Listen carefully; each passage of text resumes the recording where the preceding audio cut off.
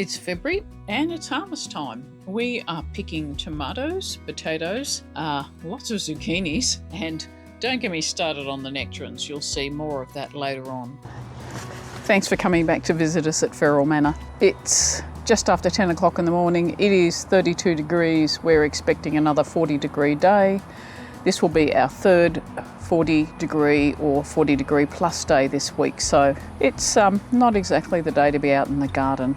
This is our 50th episode in the Backyard Diaries series. Started a couple of years back, and I just never expected to have so many videos out. Please, if you've got the time and energy, you can go back and look at some of our earlier videos. I'll just put a link up to a couple of them down in the notes below the video. So this is the worst damage we've had so far from the heat wave, which is pretty miraculous when you think about it. This is our Bundaberg Rumble tomatoes, and as you can see, whoops, already lost one. I'm taking both of them off. They're not going to do any good. Hopefully some of those other fruits will survive the heat wave and we'll be able to get some fruit off that at some stage in the future. We are on our second heat wave day. The worst was Wednesday when it hit 44 degrees centigrade or 111 Fahrenheit. And as you can see, the garden is actually going really well. Our pumpkins and zucchinis, gosh, the zucchinis are just not stopping producing. And I'm just taking a look down here at our cucumbers, and we are actually, sorry, I have to get in closer here. We are actually having fruit forming indeed. I bring the camera up and over. You can see there's an even bigger cucumber, well, coming there, and I can see actually other cucumbers coming on. So that is a bit of an absolute bonus, but as you can see, I am keeping the shade cloth over them at the moment.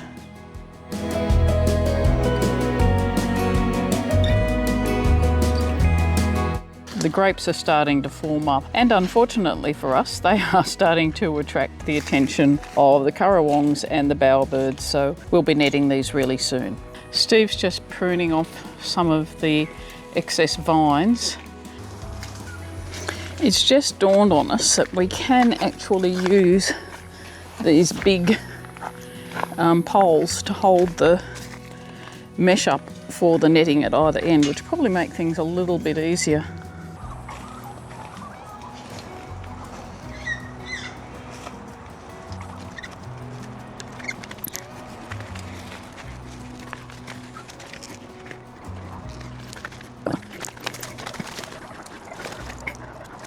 Well, it certainly isn't pretty, but at least it's done, and hopefully that means there's some more grapes this year. That'd be good.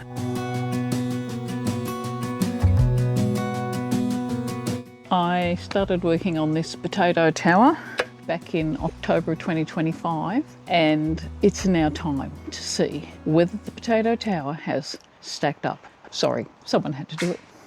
I've no idea how many potatoes we're going to get out of this. Hopefully we'll get a few, who knows. Firstly, this one, some self-sown pumpkin, not really sure, cucurbit, hard to know, but really it's not part of the deal and I'm not keeping it. We've got plenty of zucchinis, we've got plenty of pumpkins growing, so that one's going for a start. And I'm going to do this layer by layer.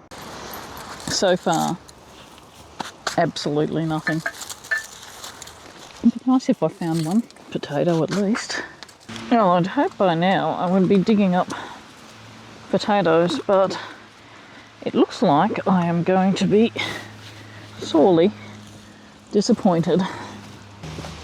This is the last pot, so it's now or never.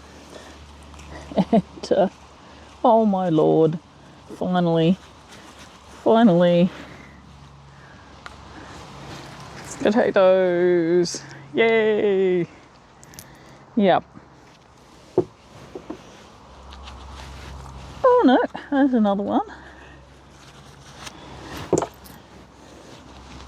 Not a total bust.